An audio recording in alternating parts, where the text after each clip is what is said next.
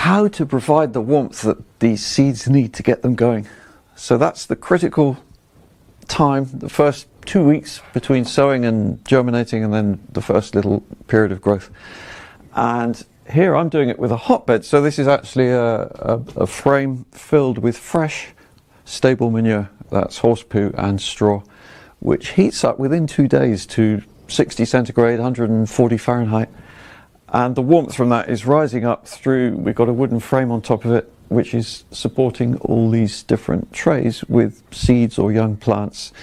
And it's just helping them to get going. And so mostly we're using this tray for our seedling stage, for germination and seedling stage, and then we move them off to an unheated part of the greenhouse, another bench, or they can go on this pallet. This has proved a useful option in the spring, because often as plants get bigger, you can start off germinating a lot of seeds in a warm area, and then you suddenly got many plants, and where do you put them all before they're quite ready to go out? And so we've just put this pallet on top with actually a crop growing underneath still, so it's sort of stacking use of space there.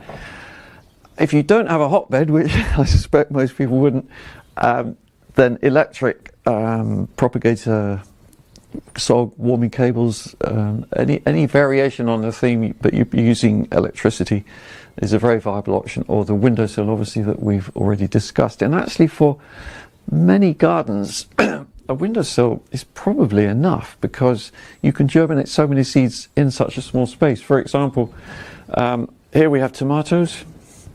These are some home saved seed actually from last year, and they've come up really strongly, and they were sown 21st of March, so it was on the equinox, and it's now the 8th of April, so that's 18 days, and boy, these are ready to be pricked out. So the advantage though of germinating seeds in a small tray like this and then pricking them out is that you've managed to use the precious warmth to raise a lot of seedlings. I mean, I won't use all of these, but there's as many as 60 tomatoes in there, 60 tomato plants, and they've all started the first 2 weeks of their life in that amount of space. You know, it's a very efficient way to get a lot of seeds underway.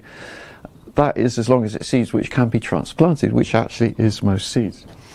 And just by way of contrast, here we have the celery and celeriac. So, you know, in there's probably 200 celeriac, way more than I'll use as it happens, but I wanted to make sure there were enough.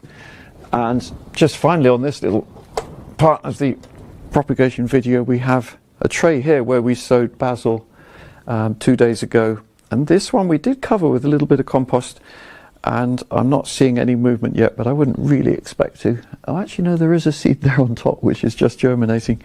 So they're benefiting from the warmth. I can feel the warmth from the hotbed. In fact, on the thermometer here we have the temperature of the greenhouse is the top line, 13.4 now, it's gone up a bit, and the bottom line is from a little insert into a module tray, which just allows me to know what the temperature is actually in the compost here, and that one's reading 19.4, that's 67 Fahrenheit. So you can see how the hotbed is giving quite a lift to the warmth of the compost in which these seedlings are starting life mostly.